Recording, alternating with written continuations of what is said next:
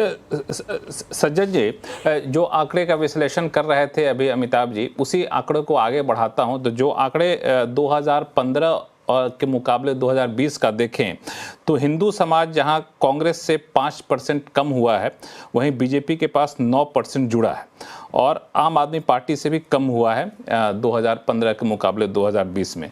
सिख समुदाय के लोग बीजेपी से कटे हैं 2020 में और आम आदमी पार्टी के साथ जुड़े हैं। तो ये सिलसिला इस बार ब्रेक हो पाएगा क्या? देखिए लक्ष्मण जी, जैसा अमिताभ जी कह रहे थे, अब 2020 के चुनाव का संदर्भ देखें तो उसमें दिल्ली दंगे, शाहीन बाग का आंदोलन और फिर किसानों का भी आंदोलन चल रहा था जिसमें सिख समाज की एक भूमिका थी। अब वहां से ले तो जैसा कि आम आदमी पार्टी का 15% का लीड है, तो जब तक कि कांग्रेस उसमें कुछ डेंट नहीं करती है, मुझे नहीं लगता कि मुस्लिम समाज से जो कंसोलिडेशन आम आदमी पार्टी को मिल रहा है, और वो स्ट्रीट्स में भी दिख रही हैं, दिल्ली में ग्राउंड पे भी, उसमें कोई बहुत ज्यादा स्प्लिट, ये बीजेपी को उम्मीद थी। कांग्रेस ने काफी जोर शोर किया, लेकिन उसका इंपैक्ट ये है कि वो परसेप्शन में वो वोट मुस्लिम समाज को भी लग रहा है कि कांग्रेस को देने का मतलब है वोट स्प्लिट होना। तो पहली तो बात ये हो गई कि मुस्लिम कम्युनिटी में नहीं है। रही बात दूसरी की सिख समाज की बात करें तो निश्चित तौर पे केंद्र सरकार की तरफ से काफी आउटरीच किया जा रहा है, लेकिन फिर भी एक अभी भी जो एक परसेप्शन बायस 2020 जो किसान आंदोलन और फार्म्स बिल के बाद से बना है सिख समाज में, अभी भी थोड़ी सी आप देखेंगे कि वो एक पॉजिटिव और वार्मथ जो है बीजेपी के लिए उतना नहीं दिख रहा है। तो ये दो कम्युनिटी के तरफ से तो वोट पाना थोड़ा सा ये लॉन्ग शॉट का मामला है। उसके बाद रह जाता है हिंदू समाज। अब यहां पे अगर आप देखें तो 19 और 20 लोकसभा, इसमें फर्क ये है कि जाट और गुजर जो यहाँ के स्थानीय आप देखेंगे जिनकी आबादी 12% के करीब है और जिनका इन्फ्लुएंस भी लगभग 10 से 12 सीटों पे निर्णायक है, बाकी थोड़े बहुत और भी जगह है। इन दो कम्युनिटी में इस बार हमें लग रहा है और ऐसी संभावना दिख रही है कि निश्चित तौर पे आप देखेंगे कि जाट और गुर्जर समाज में, चूंकि परेश रावल नेता हैं और भी काफी हैं, जो 20 में आम आदमी पार्टी के लिए गया था उसके तुलना में बीजेपी के लिए वोट बढ़ने की संभावना है। जो पंजाबी खत्री और अरोरा है, जो कि सिख समुदाय को छोड़ दे हिंदू पंजाबी हैं, वो भी जो विधानसभा में पिछली बार वो मटेरियल पॉलिटिक्स या लाभार्थी फैक्टर के कारण वो गए थे, वहां पे भी बीजेपी को ऐसा लगता है, चूंकि वो जैसा अमिताभ जी भी ने कहा कि ये मिडिल क्लास कॉन्स्टिट्यूट करता है और मिडिल क्लास इस बार सही मायने में आम आदमी पार्टी से नाराज है या एलियनेटेड है, तो उसको आपको साधना है। इसीलिए आप देखिए कि जब योगी यहां पे 14 सीटों जिन पे वो कैंपेन कर रहे हैं, आप देखेंगे कि वो केवल पूर्वांचली सीटों पे कैंपेन नहीं कर रहे हैं, वो सीटें मिली जुली हैं। उसमें पूर्वांचली सीटें करावल नगर जैसी हैं, राजौरी गार्डन जैसी, आप देखेंगे पंजाबी सीटें हैं, उसके अलावे बिजवासन है, बाकी है। तो कहीं ना कहीं बीजेपी जरूर ये चाहती है कि जो हिंदू पंजाबी है, जाट और गुर्जर समाज के लोग हैं और बाकी जो हिंदू समाज के लोग हैं उनमें एक कंसोलिडेशन आए। तो इनके बीच में मुझे संभावना लग रही है कि बीजेपी का हिंदू समाज जो है उसमें निश्चित तौर पे वोट प्रतिशत बढ़ने की संभावना है।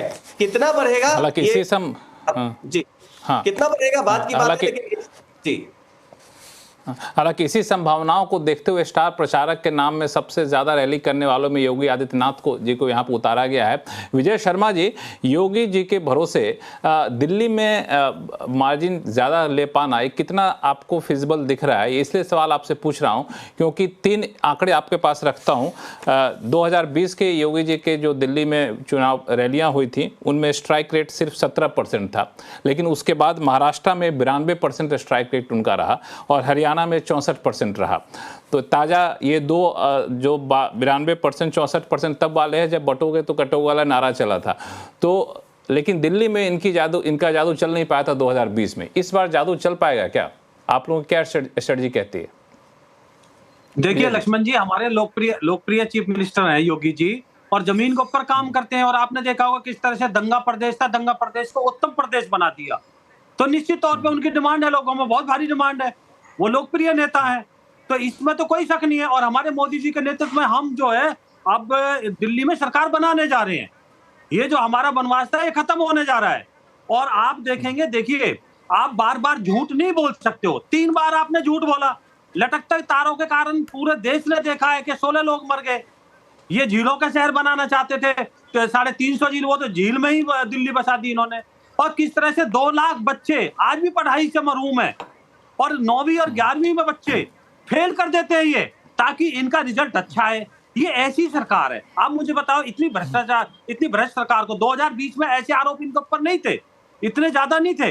अब तो बच्चे को पता है कि इनका जो है, केजरीवाल जी का जो है चाल चरित्र, चेहरा क्या है, असली क्या है, वो सामने आ गया। किस तरह से शीश महल बनाया गया। जब लोग कोरोना में सड़कों पे दम तोड़ रहे थे ऑक्सीजन के बगैर, तब ये अपना शीश महल बना रहे थे।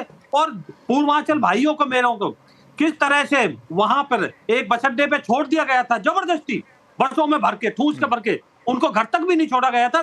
तो उसको कोई नहीं भूल सकता। और किस तरह से झूठी बातें करते हैं। 2020 में इन्होंने कितनी बातें की, कुछ तो केजरीवाल जी मान ही चुके हैं, टीवी के ऊपर मान चुके हैं, और कुछ इन्होंने खुद दोबारा से अपने मैनिफेस्टो में डाल के बता दिया हम नहीं कर पाए। तो भाई झूठे आदमी पर बार बार क्यों दिल्ली की जनता यकीन करेगी। संजीव जी मुस्कुरा रहे हैं, संजीव जी मुस्कुरा रहे हैं आपकी बातों को सुन करके भी। संजीव जी कुछ कहना चाहते हैं? हालांकि स्पेसिफिक सवाल पूछूं आपसे तो मेरा सवाल यही रहेगा कि जो पूर्वांचली वोटर है, जिसका जिक्र अभी हमारे 2 एनालिस्ट ने किया, कि उसके लिए आम आदमी पार्टी की रणनीति क्या है इस बार, चूंकि इस पर भी काफी ज्यादा वाद विवाद होता रहा है पिछले 2 हफ्तों से। देखिए लक्ष्मण जी, मैं मुस्कुरा इसलिए रहा था कि विजय शर्मा जी बहुत ही सज्जन हैं और इतने गुस्से और नाराजगी से अपनी बातें रख रहे थे। उसकी सबसे बड़ी वजह यह है, देखिए चुनाव की राजनीति में हम भी बहुत सालों से देख रहे हैं, जनरली जब चुनाव आता है तो विश्वास अपने आप कम होना शुरू हो जाता है। वो कम क्यों होता है? वो इसलिए होता है कि जब आप मुद्दों की बात नहीं करते हो, ग्राउंड से कनेक्ट नहीं होते हो, तो आप, अभी आपने देखा नेशनल टीवी चैनल पे पूर्वांचल समाज के बारे में इनकी भाषा, पंजाबी समाज के बारे में इनकी भाषा। देखिए पूर्वांचल समाज से जुड़े हुए जितने भी हमारे भाई बहन हैं, ये दिल्ली में आप कह रहे हैं 30 सीटों पे इनका प्रभाव है। हम ये मानते हैं कि 70 की 70 विधानसभाओं पे हमारे पूर्वांचल भाई बहनों का प्रभाव है, क्योंकि वो लोग हजारों किलोमीटर से आके दिल्ली में रोजी रोटी कमा के इज्जत से रह रहे हैं। और ज्यादातर भाई बहने अनऑथराइज्ड कॉलोनीज और छोटी छोटी जगह पे अपने बसेरा बना रखा है। ये तो वो लोग हैं कि उनमें से झुग्गियों में 3 लाख से ज्यादा लोगों को इन्होंने उन्हीं झुग्गियों में जाके ये निवास करते हैं, वहां पे जाके कैरम खेलते हैं, और बाद में उन्हीं झुग्गियों को उजाड़ के और अपने अडानी अंबानी जैसे दोस्तों के लिए वो जगह खाली करवाते हैं। तो कुल मिला के एक तरफ वो पार्टी है जो जुमलों की पार्टी है, गाली गलौज करते हैं, और दूसरी तरफ वो पार्टी है, अरविंद केजरीवाल जी का वो विचार है जो पूर्वांचली भाइयों को भी गले लगा के चलता है, पंजाबी भाइयों को भी गले लगा के चलता है, और किसानों का जो आंदोलन है। झुग्गी वालों को राहत देने के लिए आपके नेता ने वादा किया था 2015 में, 2020 में, कि हर झुग्गी की जगह हम मकान देंगे या तो जमीन देंगे। पता नहीं कितने लोगों को दिया, हमें तो कोई डेटा वैसा दिखा नहीं। तो उन झुग्गी वालों के पक्ष में बोल करके, उनके हितकारी दिख करके कितना उनको लुभा पाएंगे इस बार? चूंकि 2 बार तो जनता इसी उम्मीद में वोट भी कर पाई थी आपको। कांग्रेस के प्रवक्ता हमारे साथ हैं।